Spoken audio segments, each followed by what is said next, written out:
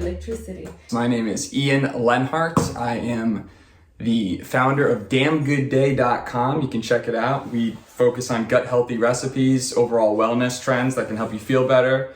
So I'm really stoked on just all things living a healthy lifestyle. With that said, I also have my vices, and I've also started and I also started a brand called cigars.com with an S, where we sell actual cigars right from our spot here in Miami, Florida. And I'm super grateful to be here as your first international U.S. guest. You look like the host. You're taking over. We're making it out. We got the podcast mics here. We're good to go. It's true, right? We're pulling them out. And a lot of exciting stuff to talk about. I mean, just hanging out with you for the past 48 hours has been amazing. Right. Yeah. It's been a lot of expansion. I feel like we're both very into personal development and psychedelics, and you have your hobbies. You have so many toys. I did the ice bath for the first time, which was amazing. Now I'm addicted. Let us know in the comments if you've ever done an ice bath before. Yeah, I'll probably record a video. What was your experience like with the ice bath? Because it's not just getting in the ice, it's the anticipation I wasn't vocal before. enough about the experience. Well, yeah. Yeah, it was... I feel like I was telling Sky, I feel like the human body has superpowers if we know how to use it, if we tap into it. Like Alex Honnold, that he climbed the El Capitan with no ropes, and people are like, oh, but he's different. It's like, no, he tapped into a human power, like superpower that we haven't tapped into yet. And there are so many humans doing that now, and it's basically technology. Technology is not necessarily computers, right? It's like psychedelics is a technology. And I feel like the ice bath is another technology. It's like how to tap into and optimize how your body functions. And I felt like my whole body, all my cells, I told you, all my cells are like, whoa! We're ready to kill it. And just like my whole body was tingling, and I felt very alive. And it's interesting because it's resistance, right? You don't want to go. Like, no, it's too cold. I don't want to go. And then you make up all those excuses. When you go in, you're like, oh my God, it's so terrible. I don't want to do that. And when you get out, it's like, I love my life. It's the best. How amazing it is to be in a human body. And I feel like it really connected me to my body. It's funny how everyone has their own line that they draw when it comes to what they will and will not do. Like you mentioned Alex Honnold. Would you free solo a mountain? I mean, that is full savage. The question is, can you still get that high without risking that much? But I think everyone has their own sort of peak of where that's at. But like you mentioned, I totally agree. But the risk is like we're talking about the cave you fear to enter holds the treasure you seek. So that's true. You need to follow wherever the fear is. You just go into it. That's the biggest thing ever. I mean, those are the people that feel the best, because I love the whole concept of you need to treat yourself the way you would treat others. Mm-hmm. And I know myself, I've definitely talked really bad to myself. Like I would never talk to other people the way that I sometimes dwell on some really, thing that I think is mission critical in my life, versus just attacking it, being nice to yourself, forgiving yourself. Because a lot of times we make decisions, they don't turn out the way we thought they were, and then we regret having made that decision in the first place. But a lot of times we have to ask ourselves, if you could go back in time with the same facts that you knew then, would you have still made that decision? And a lot of times the answer is yes. That's why you did it in the first place. It's invest in your future self. It's like doing things like, do I want to go in the ice bath? No, it's not really fun, right? Of course, when you get out, when you pass the obstacle, when you face the deep suffering, like your whole body's aching, the after glow, it's just like, oh, this feels so good, and it's good for my future self. For myself, my present self right now, it's not good. So it's basically putting account into your future self, person, right? I feel like it's an investment in yourself, and all the things in life, everything you want to do, it requires effort. And I feel like that's what we're talking about, the collective immaturity, that as a human being, we think that life needs to be easy, that we don't need to take many risks, you need to play safe, but if you don't take risks, you don't live life. right? If you don't face your fears, you live a robot life, like automatic mode life. And there is the gold is right there after all those fears and these obstacles and the challenges, and the obstacle is the way, right? I agree. And I recently had this guest on, Stephen LeClaire, on the Damn Good Day show. It's also a podcast that's filmed right here in this studio here in Miami. And he does wealth management, which is basically like buying and selling companies. So he meets these entrepreneurs that have built their babies to these huge companies and helps sell them. And it's a tough process because so much emotional energy is put into them from the actual founders. But he said something that I really loved. He said, life isn't about finding what you want to do. Life's about finding out what you don't want to do. And when you think about that, you have to try and scratch the itch of everything that interests you. Exactly, yeah. Yeah, because I feel like maybe 5% of people in the world, they grow up knowing what they want to do. But most of the people, they don't know. And they're like, oh, I don't know my purpose. And it's not even about the purpose. It's like the purpose is you. It's the work you do. It's how aligned you are. Because the more aligned you are, the easier it is to find your purpose, how you're going to help people. But it's about us, the journey. It's not really about that thing, right? Totally. And it's okay to you need to play. It's like playground. It's a playground. You do the ice bath, you do the slack line, you do the skydiving, and you figure out what you like. And the universe doesn't waste anything. So it's not like, oh, during that phase, I don't have any phase of my life that I was into something and I never used that thing in my life ever. So like the universe connects everything in the end. And even if you are studying something that is not related to what you're gonna do, at that moment, you need to trust the universe that at some point those things are gonna connect and everything is gonna blend. And because the universe doesn't make mistakes, right? We think that we're in control. That's why we play it safe. We don't explore much. We think that we are driving the car. Well, it's interesting when you say the universe doesn't make mistakes, because deep down I always ask myself that question, and I don't know if I fully agree with it, because at the same time, that's debate. I don't want to go too deep into it, but I genuinely think that you can put yourself in a position to have much better potential results. So like in life, right, you have a decision to make. How do you live your life? Maybe we might as well move these. But, but it's like, how do you live your life? Do you want to live your life? It's like the whole law of attraction idea. Law of attraction, I do believe, is completely real. You can literally think things into existence if you believe and you put action in it. Yeah, like I said, like if you can think with your mind, you can hold with your mind. But the issue is the action part the most effort, people list. You know, it's like the Mrs. Perfect or Mr. Perfect ain't gonna come knocking on the door. You gotta go out there and follow the things you're interested in and put effort and tears and grind. And that effort, tears, and grind is what makes it worth it. Because if you don't ever struggle, if you don't ever work hard for something, it's like a painter. It takes some months to complete a painting, but when it's done, it's beautiful. It's like your videos. They're so good. Yeah, exactly. But that's the effort. I had a shift in my life that I used to play the victim. And once I took full responsibility over my life, I'm like, wow, it's in my hands. Like wherever I want, I can get it.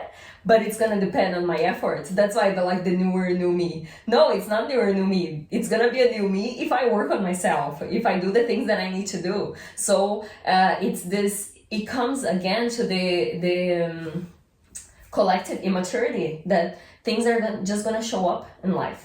Like movies that shows that like this lady, she's expecting, and then this guy comes and changes her life. And especially for a woman, right? We have like Cinderella, they started with Cinderella and Rapunzel, and like all those guys came and changed their life.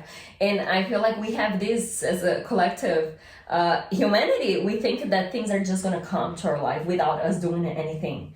And the sooner you realize that your life is your responsibility, the better life gets. Because you know that it's not if the business is gonna work out, if things are gonna turn out well. It's how much effort am I gonna put for that thing to work. Yeah. You know? I've been impressed by you because you own it. You follow this philosophy of extreme ownership where you get jacked up for therapy, right? Yeah. I mean, therapy is one of your most excited parts of your day. Yes. You know, first 10 minutes I met you. I've been in therapy for 14 years. You stop to think like, how would I be without therapy? Because a lot of people who know me now, they, like I was telling you, like if I talked to you 8 years ago, oh, if you do psychedelics, you do this, I wouldn't talk to you. I didn't have an open mind. I was religious, like very strict how do I say, like strict. like right. I would work in the church and serve the whole thing there, very involved in the church. You're churched out. I lived in the countryside of Brazil. Yes. And then nowadays, like being removed out of the church for being who I am. But it's impressive because it takes confidence and it takes a level of... It takes balls. It takes some Brazilian balls. Yeah, no, it does. Like to that's what I was saying. I take pleasure in deconstructing what people think of me.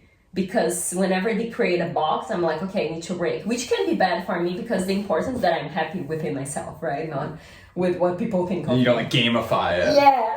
Like, oh, you think you know me? Girl, you're gonna learn today. I'm gonna flip the script on this. Yeah, but also, like you said, like it's a playground. We can do so many things, but sometimes we just get trapped in some few things. And like if I hadn't started like the poi balls things, I would never learn that my body has a wisdom within. That it's not that I'm poi balls is like, that's that rolling thing, right? The colorful balls that you play. There's like a little string and the ball, and you can. Oh, okay. Yeah. So it's like things at festivals. Yeah. Where people are just looking at it with the fingers. It's for kids. Like you remember you were saying the importance of play, like how important it is to, because as adults we become bitter, right? Yeah. And the child's mindset is that I can try, and even if I'm gonna fail, and if I'm gonna look silly, I'm gonna be embarrassed. It doesn't matter because I'm learning something new. I'm so lost in what I'm doing. I'm having fun, you know. And as an adult, we lose that. We just need to be serious. Oh, I'm not even gonna try. Like I was with my friend, like, oh, try the handstand, and he's like, oh no, I don't know. And then he tried and he could do it. He was better than me, and I'm like, why do you say you don't know how to do? And he's like, oh, I always do in the walls. Oh, the people don't even try to know if they're good at it or no. So that's the importance of doing many things, like exploring like Earth. There's so many things that we can do. So you have many toys. You have like the drums, the ice bath, the spearfish, and we're living the best time. We gotta live in. You just said we're living in the best time, and that's for show. The fact that we're all gonna die from AI is a pretty cool way to go out, I'm just saying. I mean, in terms of resources, technology, some can argue it's almost too much, right? Because our phones are just giant serotonin rushes, and we're getting that dopamine 24/7. But we live in one of the best times ever to be alive. Ever. We don't need to hunt for food. We have electricity. We have cars. But it also makes us soft, you know? It makes us For soft. sure. That's why I was telling Sky the importance of putting yourself in that struggle. Like you enter that ice bath.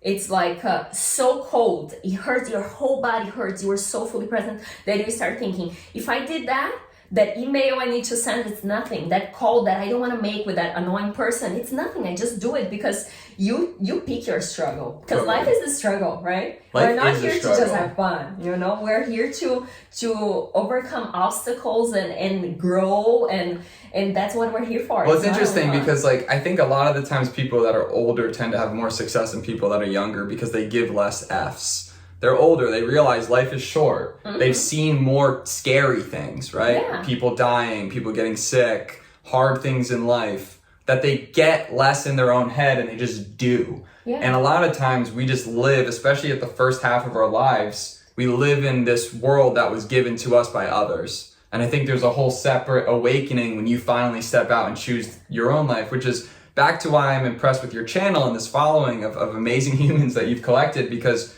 you were the ultimate image of a church girl living by the book. Yes. Literally. And saying everything around psychedelics and drugs and all these different types of therapies that you explore are bad. And now you're full-fledged talking about this live in the most transparent, interesting way. And it's interesting because of modern technology, we're learning that things and certain types of drugs and substances have insane effects for helping with depression and all of these things. And it's an exciting time to be alive. But it takes time to find out who you are, right? I always say that this journey is not about learning new stuff, it's about removing what's not necessary. So it's like spilling the onion. Like I still have a lot of religious beliefs in me that I feel guilt, and I'm like, where's this coming from? So it's like, let's release that. So it's like releasing the society norms that doesn't serve you, what your family said that you should do, what your friends and the church and the government. So it's like erasing all of that and getting to the core of like, who am I really? You know? And it's my tattoo, know thyself. Who are you today, if you had to define yourself? Well, I feel like I wouldn't say that I know fully who I am, because I'm still tapping into things that I've never tapped before, like the ice bath. But I give myself the freedom to explore, and that's what's important, because I feel like we spend so much time. Like when I created this channel, I'm like, oh my God, what is my family gonna say? I had to overcome all of that. Like, what are my friends are gonna say? One of my first videos were about sex, tantric sex, and I'm like, what are people gonna say? And then in the end, a lot of my aunts were commenting about my video talking about sex, and I'm like, oh, the closed-minded was me, thinking that they would judge me, but they were actually commenting and said that they never thought about sex in this way. And it's fascinating how the closed-minded is in us, why we think about what people are thinking, but we're actually, it's us, we are projecting the stuff. So are people really closed-minded? And we get so trapped in what people think. Well, and because of social media, there's 100 comments, there's 3 negatives. You know, they could be straight trolls deep in some basement, but those are the ones you focus on. But most of us are sort of savages deep inside, and we do and are curious about these things, these topics, right? And you're just go head in and exploring those topics, and people respond very well to them. Yeah, but even if they don't respond well, like when you are in your thing, you are aligned, you know who you are, you know that you are doing because it's fun, you like it, you're passionate about it. It doesn't matter if people compliment, if people judge, it's indifferent. Like if I get a lot of negative comments. That's like that's how Joe Rogan does his life. You know, he always says that. Yeah. Never look at the comments. Never read what everyone's saying. The judges are not creating. That's what I said. If you're creating, if you're onto your thing and creating your life, you are not concerned with what people say or what they're talking, because we're too busy doing yourself. 100%. Marcus Aurelius has a quote that he says, "Enter their minds, and you'll find the judges you are so afraid of, and how judiciously they judge themselves." So we're so concerned in what people think about us, but they are so busy judging themselves that they're not even paying attention to what we're doing. And if we see, we are also busy judging ourselves, and we're not even paying attention. So people are so self-absorbed that they're not even thinking about what we're doing. And we're like, we don't do things afraid of what people are gonna say, and it's all like, this journey is about us, right? It's not about people. And the more we go within ourselves and we peel the onion, the less fucks you give, and the more people respond better to you too. You know, it's like because you give them the freedom to be themselves. It's just a whole energy. Yeah. But it's interesting, and you make such a good point. It's peeling the onion, but I don't know. I'm 30 years old today, and who I was 2 or 3 years ago is a completely different version of who I am today. Right. Same goofball, you know, but different learnings, different experiences. And I think that the more we can focus on looking at every experience we've had and asking us, what's the lesson learned? Eliminate bitterness, eliminate that victim mentality, eliminate that feeling of I got screwed, or it changes your life. I mean, we both have had, you know, different issues in our own family lives growing up that we spoke about, the last 48 hours. And when you go through situations where you try to help someone as much as you can, and, we should talk about that. And they just don't want to be helped. They need to help people. You have to understand, like, when you try to help someone, you can only help so much. Like, you can only scream, cry, fight, pray, guide so much for someone. But eventually, you have to realize, if they aren't going to take charge, you can't find yourself falling with the ship. You need to go and move. And in a weird way, it's also the last-ditch effort to help someone. Because it's showing that you're moving on, and it's potentially an inspiration. And not only that, but I feel like sometimes the person's in a bad place, right? And when we help them, instead of taking them out of the place, we just make them more comfortable to where they're at. So we enable them to change because they're having our support to be in that situation. So it's very tricky to help people because it needs to come from the inside. Like my friend was telling me today, she's going through a divorce and she was abused physically, and she's like, oh, he doesn't want to do the divorce, like something. And I told her, I know your value, but I cannot show you how much valuable you are. You need to go within yourself and see that you spent 13 years with this guy, and you need to value your presence in those 13 years. I cannot put that on you. Yeah. Because people come to me like, what should I do? What should I do? And you cannot teach them how to love themselves. The only way that you can change something is by loving yourself and acting by example. Well, people don't like to be alone, generally speaking. Yeah. And they'll crave onto something unhealthy, just a fear of being alone. And it's for that reason, when you see someone in a restaurant eating by themselves, those people are brave. I know. Those people I've been doing a lot of things by myself. You know, you go to a movie theater by yourself. Yeah. It's a vibe, you know? It is so strong, this, because I'm going through a breakup. So for me to go within myself and tell myself, I'm here for you. You know, I don't need anyone, because I'm like this in relationships. I give all of myself, and friendships and romantic relationships and for my family. So I cannot become bitter because I'm opening my heart. Yeah. You know, I need to be there for myself too. Like I open up myself, but I need to come back to myself, and I'm here for myself. One of the hardest parts about being single or whatever is dealing with couples that always make you feel bad for being single. Yeah, some couples, you know right? What I mean? I was telling Ian, I met a couple 5 days ago, and they have such a good relationship. Like there's no drama, they're super happy, they respect each other, there's no one like rolling eyes, and it's rare. Totally. It's rare, it's beautiful when it works, but I think a lot of people will jump on something that might not work. It's not good because they want that companionship. They don't want to be by themselves. Yeah. They just don't want to be by themselves, and it's a wrong motivation to be in a relationship where. But it's also like you need to hang out with friends that love you no matter what. Yeah, let's talk about friends, because I feel like you have better friends than I do. That's not true. That's not true. I'm sorry, I have you as a friend, so I have good friends. Thank you. I mean, I have this pattern, right, of codependency that I try to save people, I try to help them. That's why it's very difficult for me. I'm still learning that even if people are going through a struggle, they need to go through that. In Brazil, we have a saying like, people need to roll in mud for a long time to realize that they're rolling in mud. And rolling in mud can be fun though. Yeah. Can be fun. And that's something sometimes people want to get into that mud. There's a person very close to me, and my therapist made me realize that person didn't really want to change. She just wanted to complain to me, so she would receive love from me by my attention, and me trying to fix was her receiving the love from me. So she doesn't really want to change, she just wants to complain. And some people don't want to change, and it's so shocking for me, because if I'm going through something, I want to talk about it and I want to change. But some people, I noticed that they're just happy in their uncomfort. How do I say that? They're uncomfortable, but they're happy where they're in their comfort zone. Yeah. I think there's like a fine line, because if you have a good friend, it's so nice to call up a good friend and just rip about something you're upset about for 5-10 minutes. Yeah. That's what friends are for, right? Sometimes you just gotta vent, but it's totally different than when you're venting all the time. Yes. It's a very big difference. Exactly. Yeah. I have this pattern with my sister, and it's very like, she complains, I complain, and I saw that on me, and like, I'm not gonna complain because I'm not the victim. So I had this shift to taking charge over my life and not being the victim, and then suddenly those people don't resonate anymore, because you see that they're just running after their tail, and they're gonna keep running, you know.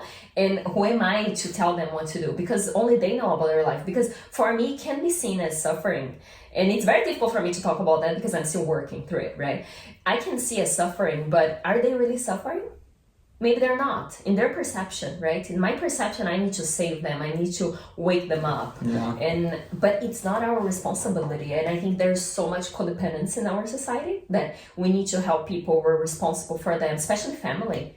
That's a tough one. That's a really tough one, especially family. It's this idea that blood makes you family is a toxic idea in a sense. And I say it in the explanation of, you know, family is the type of thing that you're born into, right? You don't choose it. So you feel an obligation to have to protect, sustain, provide, all of those things, but sometimes you have to ask yourself, if somebody wasn't actually your family, would you hang out with that person?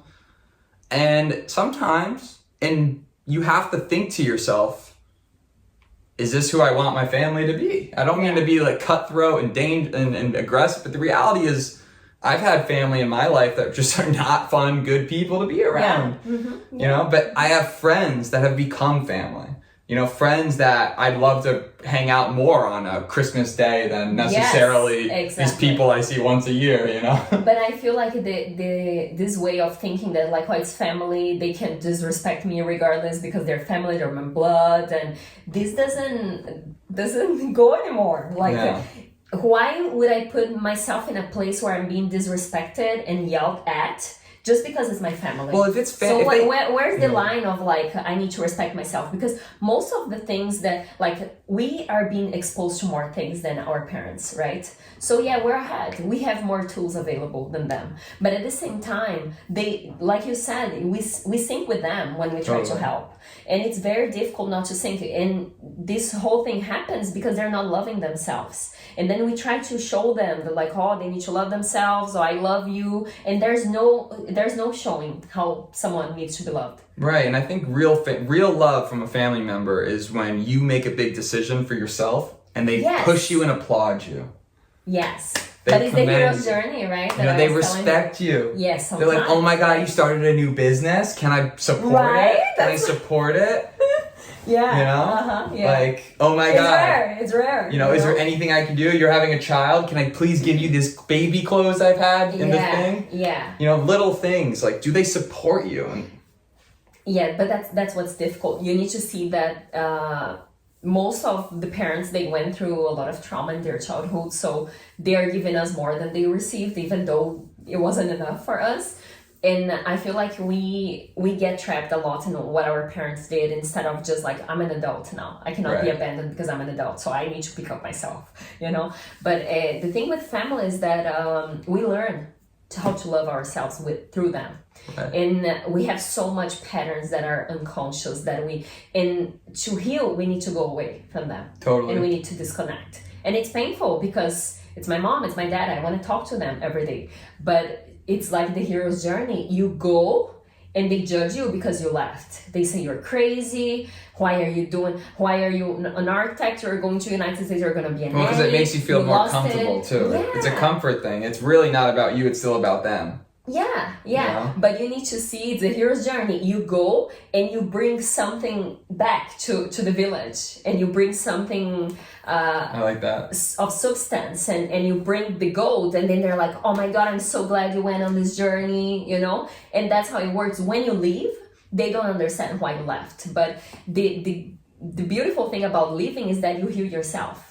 You learn how to love yourself, because most parents, they went through a lot. My parents went through a lot in their childhood. Like, they didn't have anything to eat, and I didn't go through that. But I had to distance, because in family, there's family constellation, which is like, if my parents are miserable, I need to be miserable too. So 100%. There's like a chain that like, to be part, to belong. We have a huge need to belong. You definitely need to get away. I mean, you need to get away, because I've seen myself in so many situations like, who am I to have this life? Why are my parents are blah blah blah, you know? So it's unconscious. So even if an amazing thing happens in our life, we're gonna find a way to sabotage, because we need to belong to our family. Sometimes you have to get away. I mean, my mom suffered from mental illness her whole life, and she actually passed away earlier this year, and it was terrible. It was really hard for the family. And I remember when I was 22, I had to leave the house because, I mean, I went to college and all that stuff, but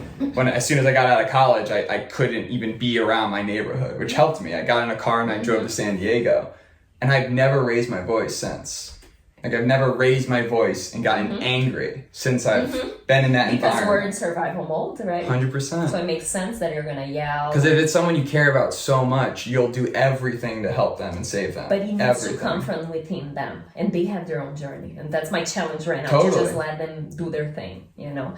And I was listening to a podcast from this one that I really like, and she's like, can you be that friend who is just there? Like you said, just listen and not say a thing, not try to change, just be there. And I feel like being there, what that means is that can you, by loving yourself, just be there with your presence, because that's how it works, right? This whole thing of helping people, we put ourselves in a bigger place, or a superior place. So can you just be there humbly and opening your heart and just be there without trying to fix, just your presence. And the quality of our presence is going to be according to how much self-love we have. And that's very difficult. It's difficult. But it can also be negative in the sense of if you do that too much, now all of a sudden you become a punching bag for friends. Yes, that's codependency. That's, you know what I mean? That's where I'm at right now in my life, because I have many friends that are still in victim mentality, and this was such a huge thing for me in 2022, like in relationships, like romantic or with my friends, with my family, like not play the victim anymore. And now those people that I have around me, they resonate with the old me. And now what do I tell them? Mm-hmm. And I was talking to my therapist, what is a polite way of disconnecting? Because for me, I have no filter. I'm in this point of my life that since I'm going through this momentum, right, of like taking charge, it's so exciting that I want people that are also like that around me. Well, and there are people that are only complaining and they don't change anything. They don't really want to change. They're not achieving things in life. They're kind of stuck and they don't want your help because they lack self-love. So how would they try something if they are not loving themselves, right?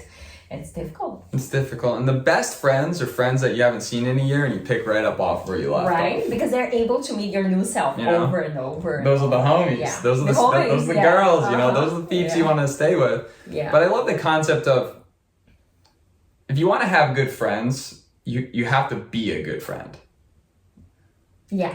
That's important. And a lot of times people skip that step. Yeah, I was listening to podcasts about friendship because since I'm having issues, and one of my friends, I did talk to her, and I feel like I went to my new self and she also went to her new self, and we deepened our relationship because she was very communicative. Like, I love communicating. We talked about the things that annoying us, and we went to a new level of the friendship.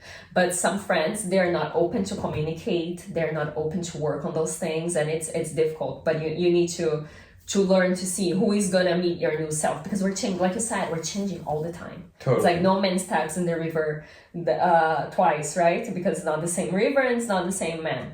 We're a chameleon. We're always and you want friends that you light up when you see them. It's like the dog effect. Like the electricity. Like we're talking about all those exciting things and what are we gonna do next? And you have your business and I have mine, and it's just like, it's like electricity. It lights you up. It's all, we talked a lot about animals yesterday, like big animal guy. It's like when you see a dog, right, running at you, you're like, ah! Yes! Or do you feel that way with your friends? Like, are you like, ah, it's so great to see you? Yeah. And a great way of figuring out who your real friends are is start doing stuff. Like, start trying new things. Interesting. Yeah, start doing new things. Try to start a new business. Start a YouTube channel. See who comments. See who respects. See who reaches out. See who becomes your first customer. See who supports you. Yeah. Build a philosophy that you always will support your friends. If your friends start a new business, be their first customer. Yeah. Pay full price. Don't ask for a discount. Support their business and their dreams. And that's interesting because when we start, my friend was telling me, it's like, Liza, when I started my business, I was so shocked because my friends and my family were the ones that supported me the least.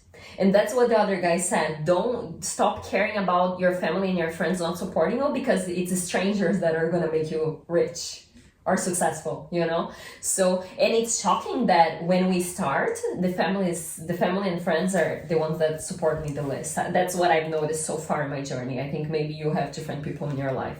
Some people, I have some friends that do support me, but especially family, right? We're trying something risky and different, and my mom and my dad never watched my channel, and it's Portuguese and it's not even English, so it's like, wow, it's their daughter, but that's where they're at. But it's interesting because you can tell that hurts you, like deep down, it does hurt you. Yeah. But yet you have thousands and thousands of people that watch your channel. Right? How crazy is that? But yet you're deep down, you're like, why is dad not watching? Yeah. And how many awesome people I met through my channel and my Instagram page.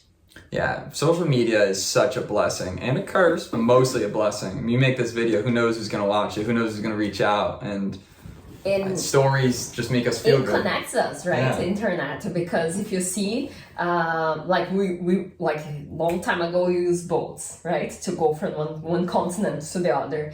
But now we have internet, so I don't care only about where I'm at. I care about everywhere in the world. I have friends in Japan. I have friends in Brazil and Mexico, and so we expanded as a human being. So our circle of awareness is not only our little bubble, our country. It's the whole world, and that's how the internet connects this web of people. Well, it's crazy to think. I always think back to college. If you went to college, and if you didn't, congratulations, honestly. But if you went to college, there are a big chance that you're still friends with the few people you met in college, and they became like your tribe. You know, because then those friends typically stay longer that I've seen amongst my friends than other friends than from like elementary school, right? If you have them from elementary, that's amazing. Big shout out to my day ones. But the point is, if you went to any different college, you would have had a completely different group of friends and people. Yeah. Meaning there are best friends out there right now that you haven't met yet. And you'll never be able to meet all of them, unfortunately. You'll never be able to meet all of them. But you need to be open-minded, because if you are open-minded to meeting new people, like that's why I started my podcast, and it's how I've been able to get connected and network within Miami. If you're open, you're going to be able to experience things at a so much faster pace, because like when I hang out with Liza, I get to learn for the last 48 hours, you know, I've been able to learn this guy's in the ice bath, he just got out. Oh my God. I've been able to learn so much about just different ways of thinking, and because you've done so much research on this, it's like it takes 10,000 hours to master a skill. Yeah. Right? I want to hang out with people that have done 10,000 hours in spearfishing and writing and poetry and art and building and plants and insects. Yeah. And I want to talk to them. Yeah. You know? I was in the ayahuasca ceremony, and then there was this guy that he was talking about nature, and and he's talking about the leaves and the soil, and how the diversity in the soils makes it rich and the plants grow healthier. And then I started making the metaphor of like, oh, it's like a city wherever there's like different cultures, it's richer, right? There's more polarization, so that there's more chaos, but at the same time it's a richer place because there's like different perspectives. And he's so passionate about what he does that just him talking about the leaves for me is like, wow, that's so fascinating. It's not even about the subject, it's how passionate the person is about what they're talking about. And then I met the other girl that she surfs, right? And I'm telling her that I'm afraid of the ocean, and she's like, I know why you're afraid, because it's the unknown. And she said, but I've done so much research. She's a professional surfer, so she's like, I've done so much research about the tides and the water and the animals, what time the animals come, the sharks, and so the more I know, the more comfortable I feel in the ocean. And you have fear because you don't know. So it's a fear of the unknown, right? And just her talking about, like, I was riding this wave and she was doing spearfishing. And then this animal, I don't know the name, came to get her fishes. And she had to give all of the fishes to this like a animal. Barracuda? Or... Yes. And then she said that he not only took all her fish, but also looked at her like, fuck you, right? You're in my area. The taxman. And then she was saying about the other day that she saw, I don't know if it was a dolphin, but it's like, he looked at me and it was like this time stopped, right? I'm here looking at this dolphin, and then suddenly came three perfect waves, and she's like, it was like a blessing, like divine. And just listening, and I don't like surf, I don't even surf, but listening to her talking about her experiences, like people that are passionate, they have this thing to them, they have a honey to them that you want to be around, you know. And when people are passionate, you have so many toys, it's fun, you know, because my passions, and even it's not the same things, it's just how alive you are. So much. I spearfishing is, first of all, if anyone doesn't know what spearfishing is, it's a combination of free diving with a spear shooting fish. It's actually the most healthy way to fish in the world, because you're only killing one fish. You're not throwing a net that has damages or using explosives. But it's a really therapeutic thing. You go in the water, take a deep breath, equalize, swim down, and it's just you. It's just you in the blue, and you're looking around, and you have no idea what's coming. It's kind of like real world Pokemon. You're like, oh, level 36 Magikarp coming in hot. You have no idea how big or small something's gonna be, and then the process of lining up the shot, bringing it up, you know, the whole thing is so beautiful that I have always found, even when I was younger, my first love was coral reefs. I got into fish tanks. Oh my God. I had a fish tank company when I was in No seventh way! grade. Yeah. See how cool it is. You went into it. Like, I like coral, so let me dive into this pool. And it's so beautiful. Like, yeah. you know, gardens are beautiful. Swiss Alps are beautiful. A healthy coral reef, one of the most beautiful things on earth. Oh my God. So it's like, that's an amazing thing. Try it. Everyone should try. To find what you Snorkeling. like. Try snorkeling. See if you're into it. Well, it's find your bliss, right? Just find your bliss. Find what lights you up. Yeah, get into yoga. Try yoga. You know, see Try if that's your everything. thing. Try everything once, right? Yeah. But I feel like we need to go back to that mindset of a child, of like just exploring things and going back to the primitive side. That's what mushrooms always show me. Like, even LSD too. Like, go back to just making mistakes, you know, because the first time, my first video wasn't that good, you know, but I posted because it was my first video, and I need to see that it's never gonna be perfect. Perfectionism is something that really stopped me, and nowadays I don't watch my videos anymore. It's like, whatever, I'm posting, like, I have a good intention, I'm talking, and I'm being true to myself, so I'm putting out there. I don't need to be judging. And there's one time, like, it's like the ice bath, there's one time that I post a video that I'm not like, oh my God, why are you gonna post this? How are you gonna help people with that? It's such a shitty video, like all those thoughts, you know, resistance. Totally. And the ice bath is the same thing. Oh, maybe I'm gonna go later, you know, Right. not right now. And I feel like a lot of problems that we have in our life comes from resistance. It's not really the relationship, it's not really the job, it's not nothing of those things. It's It's so just true. a resistance to do what we need to do. Someone was wanting to, like, oh, you want to do she offered me a tarot cards, and I'm like, to figure out what? I don't know I know what the next steps are. I know they're difficult, but I know what I need to do. So why would I go somewhere else to someone to tell me what I need to do in my life? Yeah. And there's so much of this, like, this perfect formula is gonna come, and that's what I need to do. No, it's the hard work. Just go wherever it's emotionally harder. That's where the work is. Yeah, the fear is 90%, 10% execution a lot. Maybe I'd probably overthink that and probably change that, but it's like, your vibe is everything when it comes to getting stuff done in business specifically. Because if you believe you belong, you belong. If you don't believe you belong, you don't belong. So if you change that feeling and self-confidence in yourself that you've done something of value and you feel that, you'll do so much better in a presentation, in a call. You'll feel more confident in yourself. Because you belong, you know? It's like you were invited to the party. You didn't just show up. Yes. Well, I feel like it's valuing. But sometimes showing up to the party is just as good, because then you show up and then you make friends, and that's the that party. for me is very difficult, because I let go of this need of belonging, because I need to be myself regardless of what people like or do not like. So I have this thing of, like, even if I don't belong, it's okay, I'm doing what I like, right? And because I feel like, because of survival mode, we have this deep need to belong. And a teenager, for example, when you're a teenager, you don't know who you are, you don't know what you like, you don't know what you're gonna wear, and then you kind of copy people because you are figuring out who you are. So we are still in this stage of being a teenager. Who am I really? Can I do this? Am I gonna be accepted? Yeah. So and that's when friends matter the most as a teenager. Like, if you have good friends as a kid, like, thank gosh my friends were pretty chill. You know what I mean? Yeah. I mean, we're still savs, but they were like respectful savs. Yes. You know, you got to make sure you're hanging out with good people, because your friends will quickly bring you down or bring you up. For sure, you are the 5 people you hang out with. You are those 5 people, and a sum of those 5 people. But what would you suggest for people? Everyone agrees with that. Like, if you say that to, like, anyone, they'd be like, yeah, that makes sense.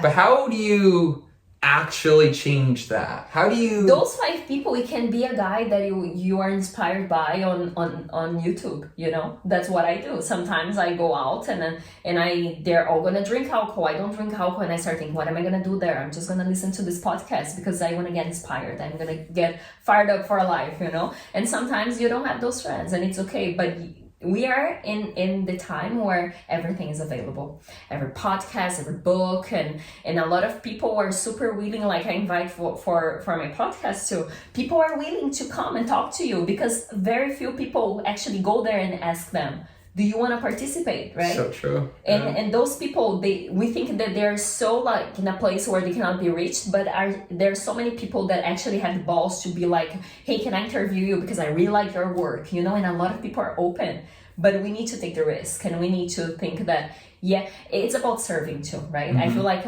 my mindset really changed when I saw that I wasn't here for myself. That it's not about my acne, it's not about my hair, it's not about how my body looks, it's not about my traumas, it's about how am I serving the world? What am I doing with my life? I mean, that's like next level purpose right there. Right? No, it's not even purpose. Even if you settle at like 20% of where you're at, that's a great jump, because you're right. What is depression? Depression is self-absorption. You said this the other day. You said depression is an awakening. Yeah. And I thought that was brilliant. Yeah. Can you talk about that more? Yeah. We have our identity, right? It's the survival mode we created. We crafted that identity our whole life because we saw if we behaved in a certain way, people would treat us well. So you have that identity. And depression, it's basically your old persona conflicting with the new self that wants to come to the surface. And you are tired of playing that character. It's like you choose in the video game, you choose that character or that character. And every day you choose that old character, and that doesn't really align with you. It's not you. That old self doesn't really do things that you like. It just stays in the couch all day, doesn't do anything, doesn't have good friends, doesn't do fun stuff. And you're tired of playing that character, but you don't really know what to do because you are in the unknown. You need to have the leap of faith that you need to go to your new self. And to give this leap is like you are not in control. It's the unknown. Like, what am I? It's jumping. Having the faith that there will be there to hold you, like a net or something, and it is scary. So people spend years in depression of like, oh my God, it's not depression, it's an awakening. It's your old self wanting to go, and you grabbing into that old self and resisting to change to something new. And this new is gonna be amazing, because life always changes for best. It's never for worse, never. If you think all the situations, especially the bad ones, it was to bring your new self up. Yeah. So depression is basically a period, a transition phase that you are finding your new self, and you need to do the jump. And a lot of people never do the jump. I thought that was brilliant. It's an awakening, but society calls it depression, right? And then, she's depressed, and that's what I told. I tell my therapist, I think I have depression, and she's it's so sad when you ever hear about things like suicide, or it's one of the most saddest things in society. Because everyone hides. Because everyone has these inner struggles, and it's like, as a people, we all need to do what we can to help.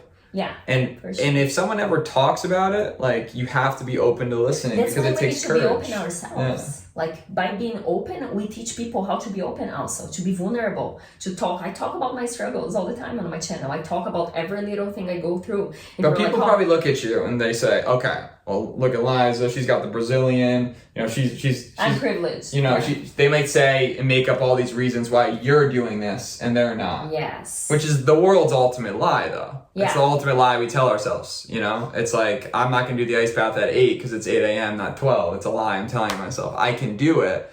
Because the thing is every one of us has a different persona.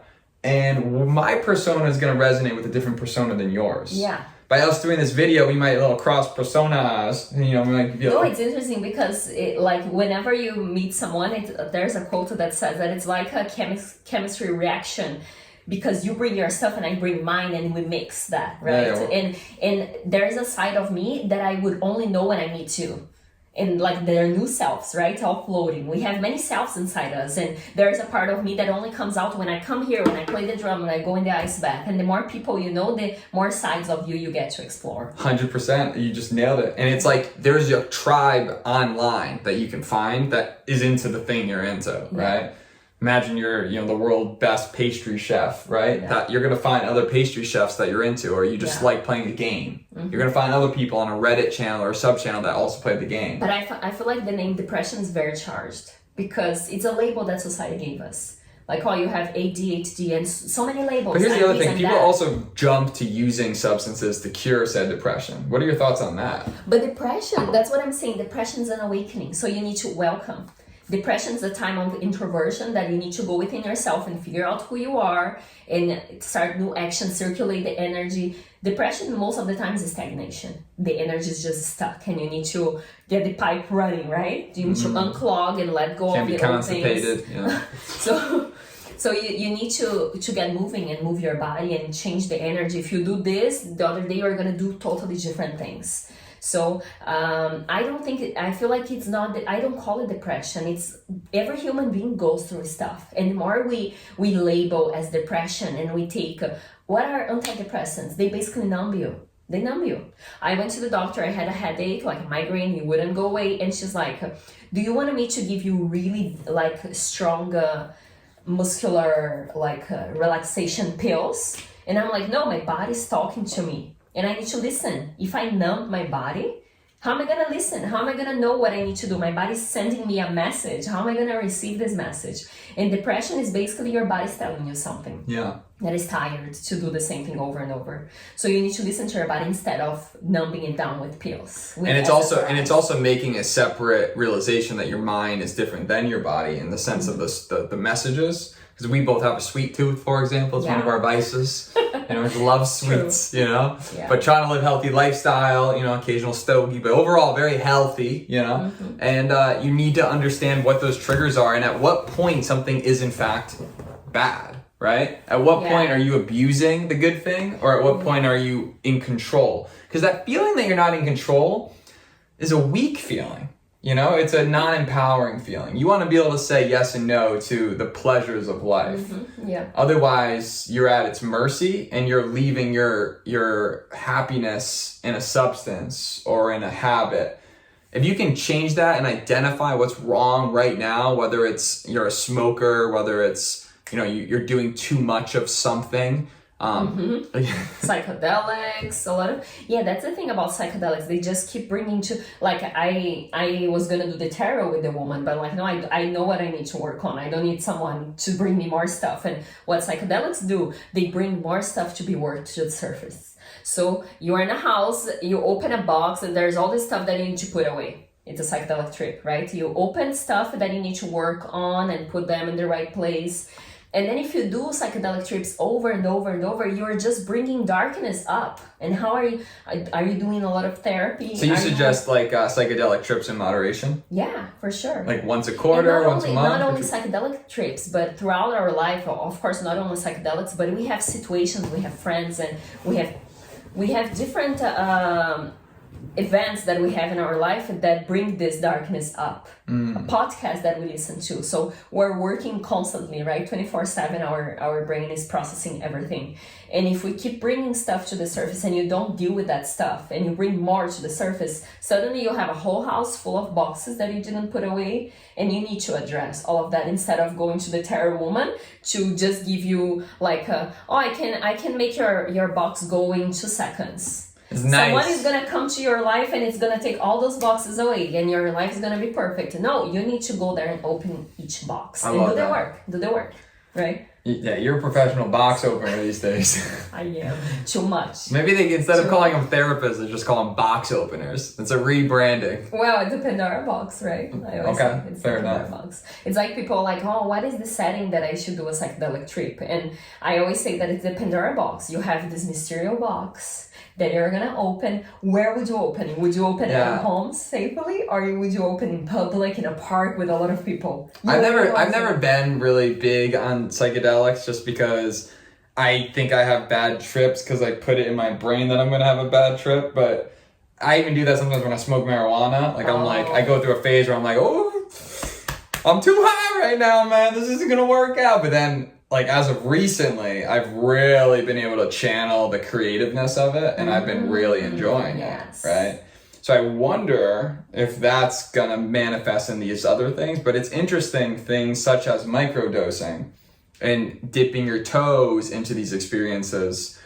I think there's a lot of validity in it, and I have a lot of good friends that I highly respect that do it, and microdose and do these different things, Yeah. that I'm genuinely envious of people that responsibly do drugs. Do it. Yes, right? I'm envious of it. Yeah, I think it's a superpower. But I feel like a lot of people that follow me, they're like, oh, there was this woman doing a heroic dose after another one.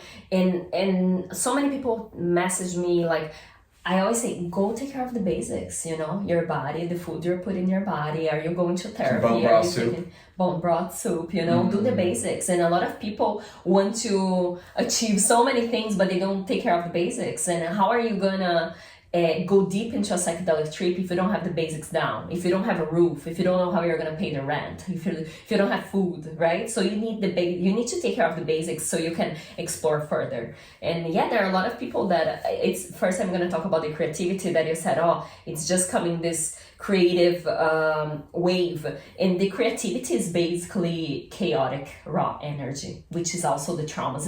It's the darkness, right? That's what creativity is made of. It's this chaotic raw yeah. energy. Yeah. CRE. Yeah. So so that's where creativity comes from, because it's where all the ideas are floating. Like the guy who discovered DNA, he was doing psychedelics. That's how he discovered, and he tells himself like, oh, that's how I discovered the DNA, the structure of the DNA. That's what your book should be called, Chaotic Raw Energy. Yeah, I like that.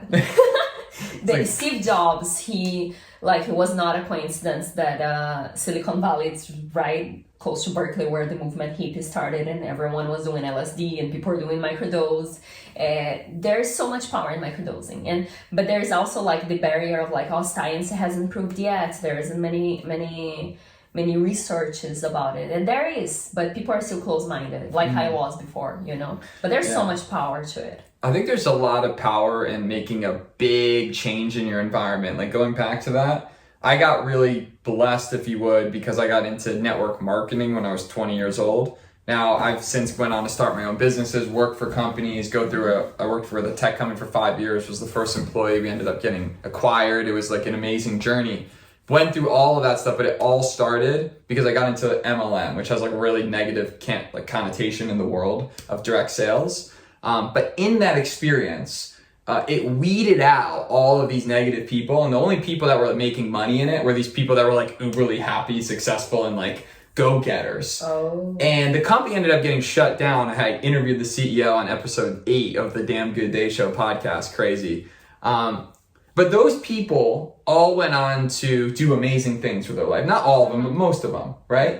And it became this sort of business fraternity because it gave an idea to hundreds of thousands of people, and certain people ran with the idea. And then everyone who ran with the idea became friends. And it became this community of runners that has gone on to reap exponential benefits in my life.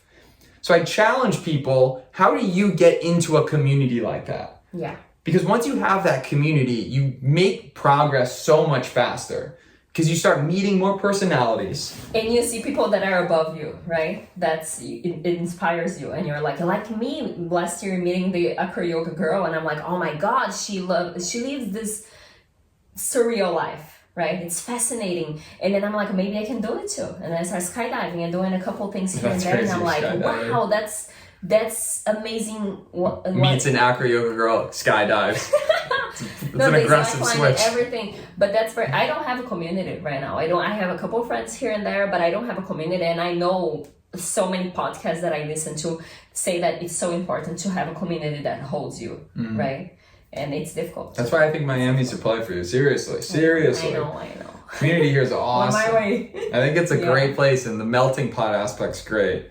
I just love the culture. There's so much different cultures from all around the world that move here. I mean, you get it in New York, you get it in LA, you get it in Chicago, but it's just nothing like the Miami-ness. Like, Miami's like, it's just, woo! Yes. Obviously, you're going to find douchiness and like no bueno. Everywhere. But that's what I found out, that like the more I work on myself, the more I attract interesting people. So it's not much about like going to places and you need to find those people. I feel like the more we work on ourselves, the more those people come, right? So it's not the opposite that you need to go after. Of course, you need and you just get better at recognizing it. Yeah. You know, you cut it out and you faster. need to become an interesting person, because I feel like before I would always be like, oh, I want to have those interesting friends, but I wasn't an interesting person. You're pretty interesting. Nowadays, right? If that's the But criteria, it's you're the top no, friend. nowadays I am, but before I felt like I would just daydream about meeting those really cool people, and I'm like, am I a cool person? No, I'm not. So like, get to work. I really resonate with that. Right? And it's cool because if you build a tribe that of people that are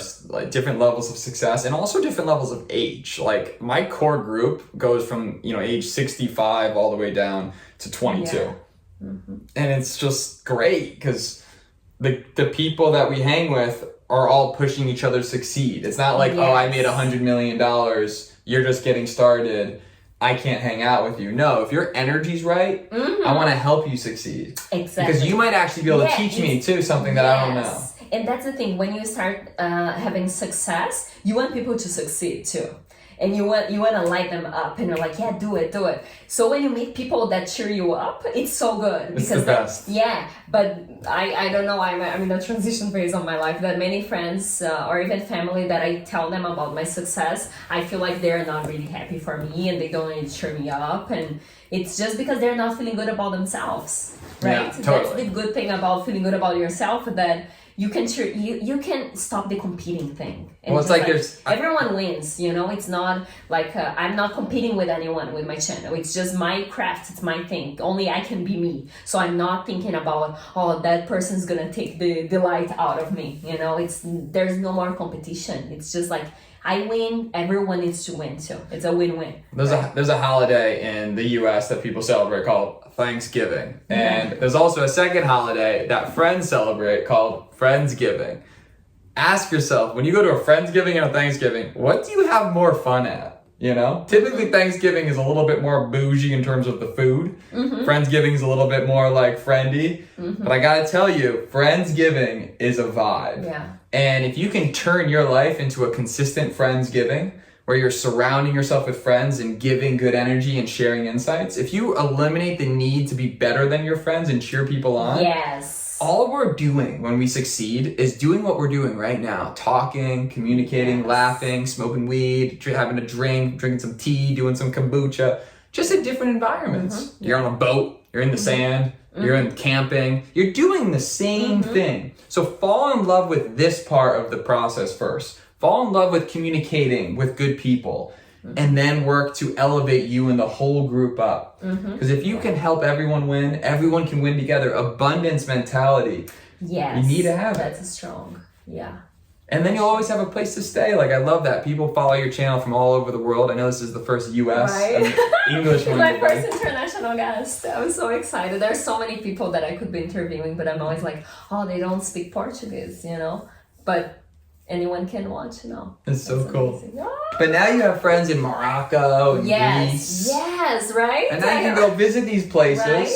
Yeah. And vice versa. They can come visit you, and it's a community. It is.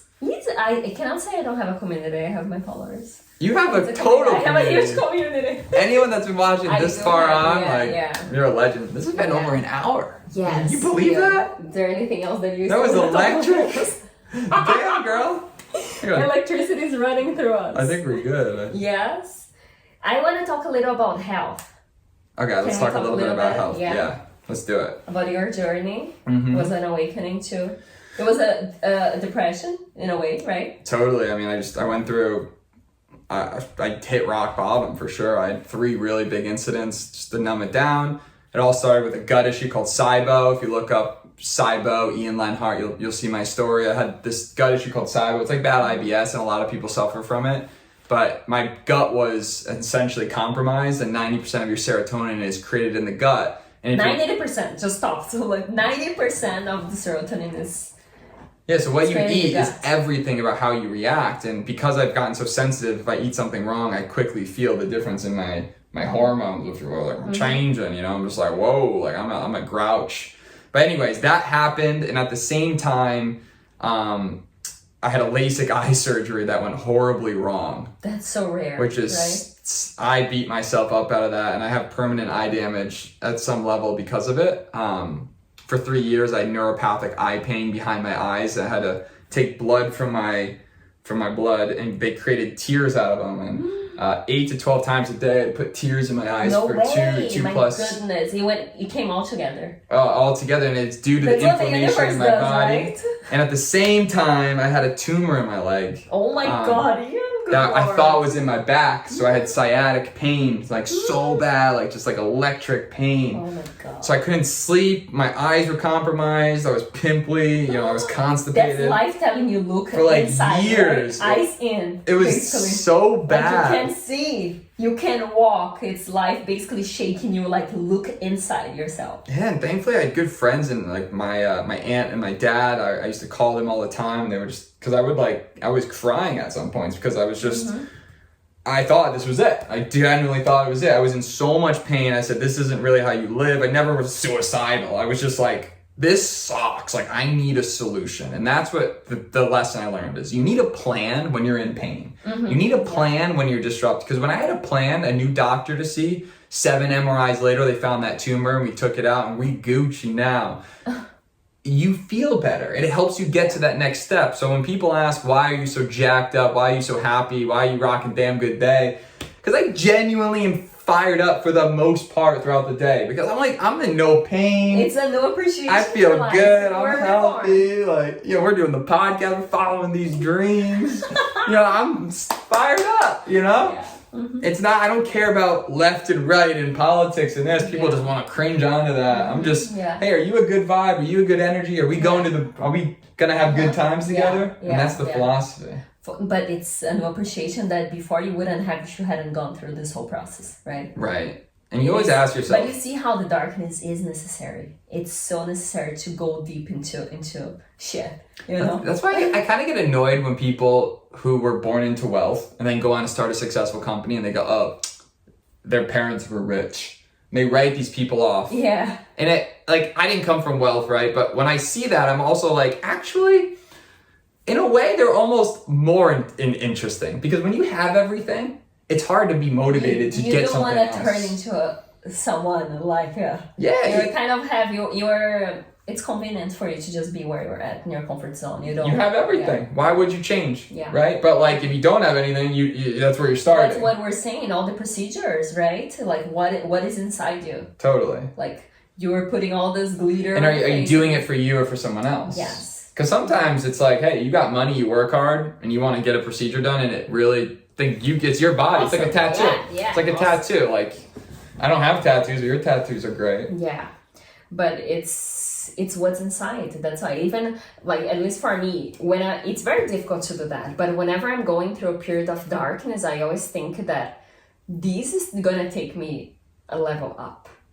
But when you are in the middle of it, if you have pain, emotional pain or physical pain, you cannot get your mind out of it and know that that's happening because there is an intelligence in the universe. Right? There is a mechanism of reality that everything that happens serves for something. So in your case, it was life and death, right? You were very concerned about like, am I going to survive this? And I've got to that place. Like I had a similar issue with my gut and like you spiral down and we lack the vision of seeing that like this is happening because I'm gonna get out of this another person. And that's what you're explaining right now. You're super happy, you're pumped up about life and you want to do things, you want to grow, you know, and you would only have that after going through that darkness. And why do we reject darkness so much, knowing that the cave you fear to enter holds the treasure you seek? You know that you are going through that because someone way better is going to come out of that. But when you are in the middle of it, it's so hard. It's so difficult. It's scary. It's difficult. And I mean, you're spot on. I love darkness. That's my thing. But you don't need to go, like, ideally, you can read a book and learn from someone's darkness. Like, ideally, you don't have to get a tumor in your leg. Like, no, especially physical things. But I feel like your body's sending you a message, right? Maybe you were doing things in your life or because of trauma or whatever, you were not taking care of your body, right? And then your body sends little messages here and there, but you don't listen. So your body needs to send you a message to the point of like... you cannot open your eyes. Yeah, you don't change until you have a heart attack. Yeah, exactly. But like, yo, don't do that till then. Yeah, right. And that's really why I'm so passionate about this food thing. Damngoodday.com, check it out. We offer all these kitchen gut healthy recipes, and I just want to teach all of my friends and family and homies to eat healthy. Yeah. Like we made bone broth soup yesterday. It was so amazing. It was so good. Like it's got everything. But without those things, we wouldn't listen. Like you had to stop walking and stop seeing for you to listen to your body. And sometimes the universe sends messages here and there, and you don't listen. You kind of ignore. You keep going until the point.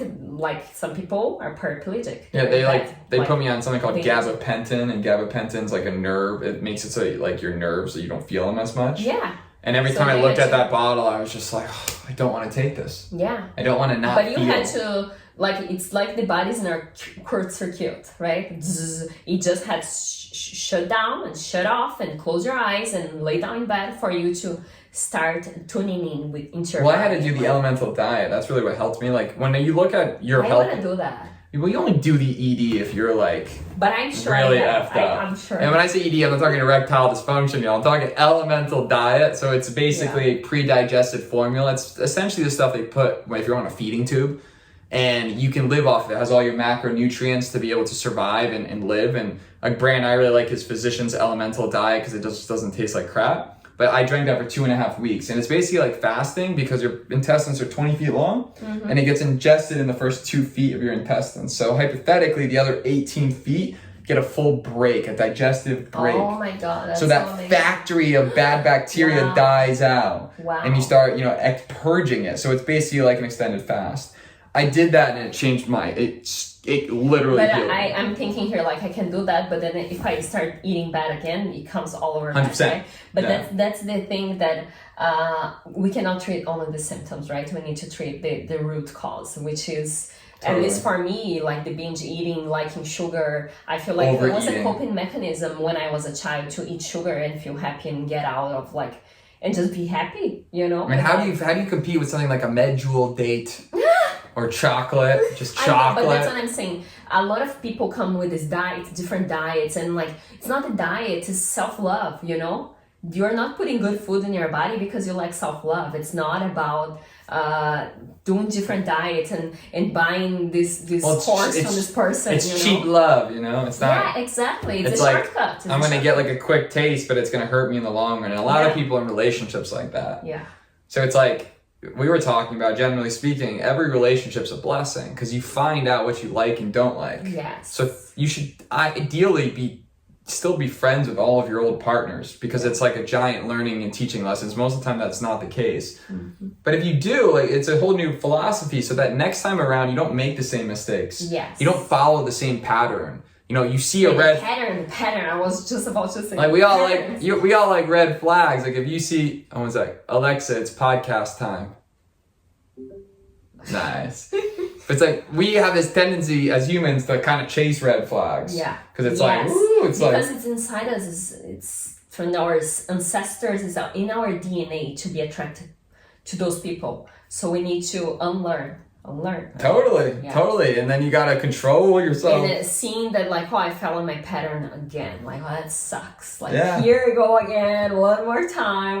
No. Yeah, get your fix and learn and move on and then find out. But even the eating thing is patterns too. It's a habit. I see that my sister also has the binge eating thing. It's way worse than I am, and I see I'm in so much agony because I know where she's at because I've been there, and it's something that I still struggle with myself. Sweets for me. It's difficult for me not to eat sweets, but I know that it comes from my anxiety. It's something inside me that I need to heal. It's not a diet that I need to go on. It's all about self-love. I always say the psychedelic trips, the meditation retreats, everything you do, the lesson is always self-love. Everything you went through, self-love. It's because you're so sweet.